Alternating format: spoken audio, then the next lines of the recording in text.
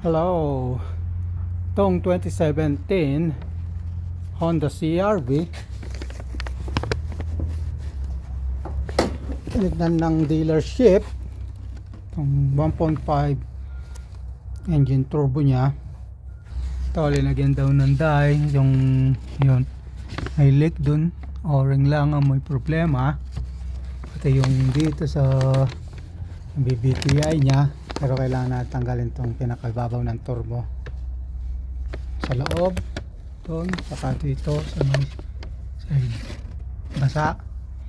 So ang coated ng dealership, papalitan ng PBTI solenoid. Ayan, yan ang coated nila, babayaran. Okay, gawin na natin, ori lang palitan natin. Yan, tinanggal na natin yung support, engine support, yung mga bracket dito sa may turbo cooler. Lagyan na natin ng support yung engine, at tanggalin yung tatlong bolt dito sa loob. Yan sa loob dito, para matanggal tong duct na to.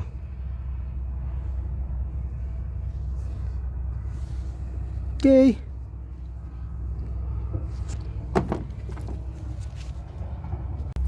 ayan, natanggal na natin yung duct sa may turbo.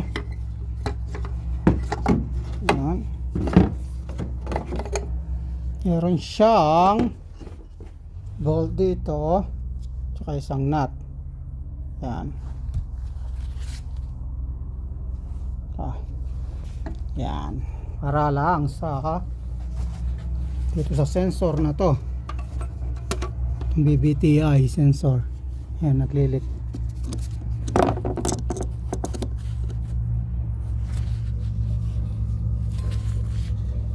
Yan, leak.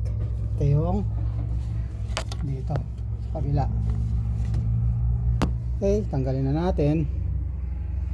Kaya natin linisin mamaya. Okay, ayan, at tanggal na natin tong BBTI. Ito yung may problema, itong seal lang ito. Tapos tong isa sa may exhaust,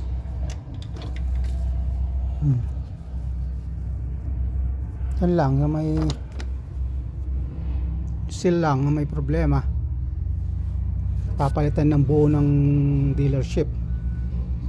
Okay, muna tayo ng seal, ng o-ring. Yan ang o-ring na nandito, tanggal na putol dahil sobrang lutong. Kaya muna tayo.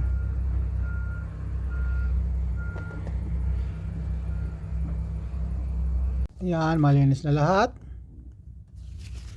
napatuyo na natin. Ayan, sa kabila. Ayan, sa loob, yan, nandun. Yan, balik na natin lahat ito. Okay,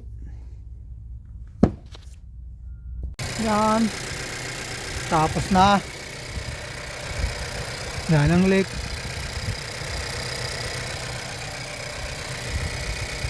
Okay na. Maraming salamat sa panonood. God bless.